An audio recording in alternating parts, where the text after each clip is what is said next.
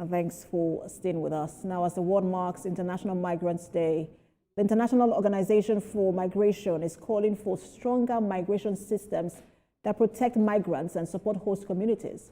Observed on 18th December, the day recognizes migrants' contributions and the need to uphold their rights and dignity. The 2025 theme, Migrate Story, Cultures and Development, highlights migration's role in driving economic growth, cultural exchange and development. Director General of IOM, Amy Pope, says migration, when managed with dignity, benefits both migrants and societies. An estimated 304 million people live outside their country of birth, contributing skills and labor across key sectors. In 2024, migrants sent about $905 billion in remittances, mainly to low and middle-income countries. Now, despite these gains, challenges persist, with 83.4 million people internally displaced by conflict and disasters, and many facing dangerous migration routes. All right, let's speak more on this as we bring in our guest who is a migration expert to speak to us. Good to have you join us. Precious, and compliments of the season to you.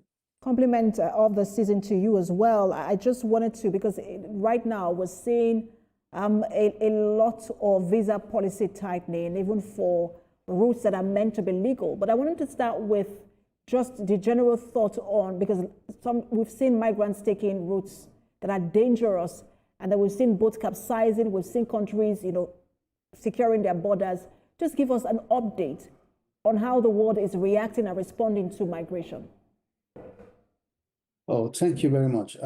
First of all, the world we are living in today, compared to so many years ago, the world is quite a very delicate, and dangerous world today.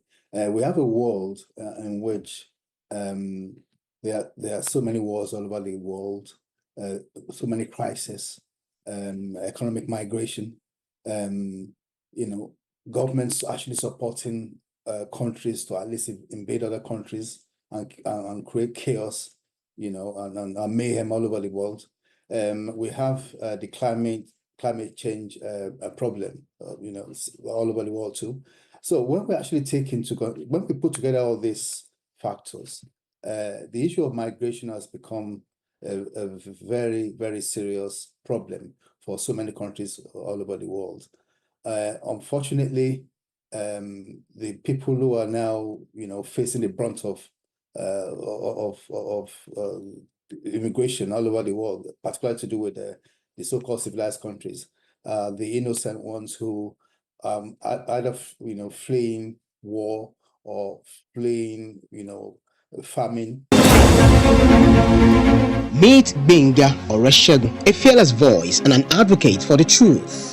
He's bringing fresh energy and bold insights to Journalists Hangout.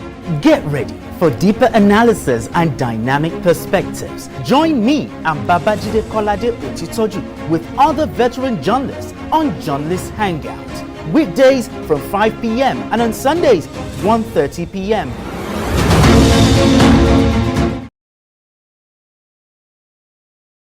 Many of the problems being caused all over the world are being caused by most of these Western countries and America, backing and aiding wars that could have been avoided. I mean, a very good example of what I mean is what we are currently facing in Gaza, where America is so heavily behind Israel, creating and causing genocide in a country like Gaza. So when we have situations like this, people would have to flee these war zone areas.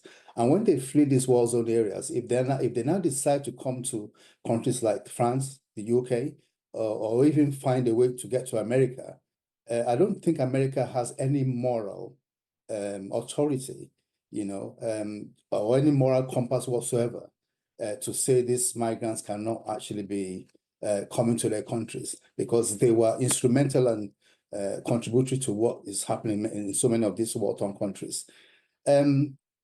Aside that very situation, we need to celebrate the International Migrants Day. It's a day that would have to be celebrated every single year. And I'll say this for a very, very strong reason. You see, the fundamental rights and freedoms of the migrants. If I may quickly come in, first of all, let me just introduce you again. I know I mentioned immigration expert, which is also right, but you're a UK immigration lawyer, Mr. Dayo Fadino. But I wanted to, because you're right in terms of celebrating migrants. I mean, when you look at most of these countries, especially in the West, or you realize that most of them were built by migrants. A huge part of their labor force is also dependent on migrants, and these are jobs that citizens wouldn't even do. But I wanted to ask, because even in these countries where you have migrants who are hardworking and industrious, you find that these laws and these policies surrounding visa, surrounding residency, even green card, for example, in the US, are being changed. The way that migrants sometimes are also affected and have to return home. I want you to speak on that as well. Surely. Yes.